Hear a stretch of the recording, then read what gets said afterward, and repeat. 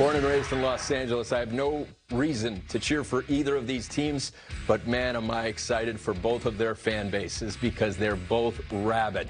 Game 1, Tampa hosting. Monday night, 8 Eastern, and I'm hoping this thing goes 7 because it's been so exciting this entire playoffs. We have time, and we have an expert to be able to ask some of the key questions going into this.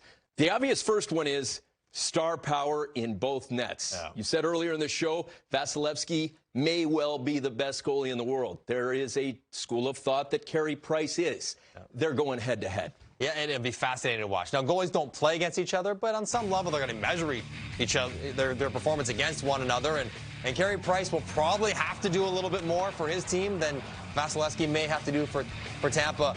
And while Vasilevsky's probably been better the last couple of years, I still think people fear Carey Price's best. And we're seeing an awful lot of Carey Price's best in this playoff. So can he fill out that last box? Check that last box. The one thing he has not done in his illustrious Hall of Fame career is win a Stanley Cup. He's going to have to do it against one of the very best in Vasilevsky. So that'll be fascinating to watch how these two guys play. Better goaltender usually wins the series.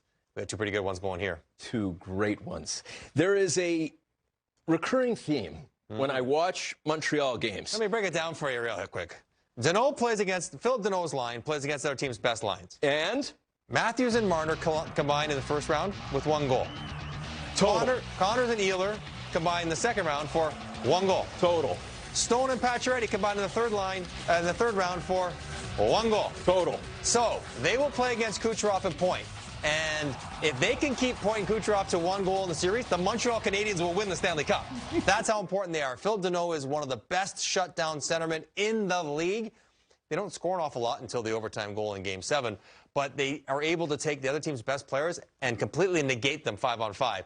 So if they can do that, and it's going to be a massive challenge because Point and Kucherov are another level if Kucherov is healthy. That'll be an interesting matchup to watch. And how hard does John Cooper try to get away from it with last change at home? Early on will be interesting to watch in the series. But Deneau's done it against 3 really good teams and 3 sets of really great players. So I'll have to do it one more time against Point and Kucherov. Special teams have been special. For Montreal, 13 straight games without giving up a power play goal. For Tampa, their PP is one of the 5 best ever in the postseason's history.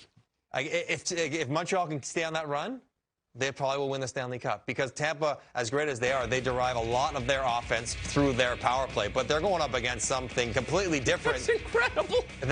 Their net PK is greater than 100%. They have not given up a power play goal against in like 3 weeks. They don't let the offensive players get good touches, good looks, any kind of confidence or positivity from being on the power play, an area where Tampa is as good as we've seen in years. So this will be interesting to watch. You can't take penalties. You can't give Tampa opportunities. But for Montreal, they also believe that they have something pretty special going on, too. You can talk about all the confidence that Tampa has in their power play. Well, Montreal feels the same about their penalty kill. So another immovable force, stoppable object, whatever it is. They're going up against each other.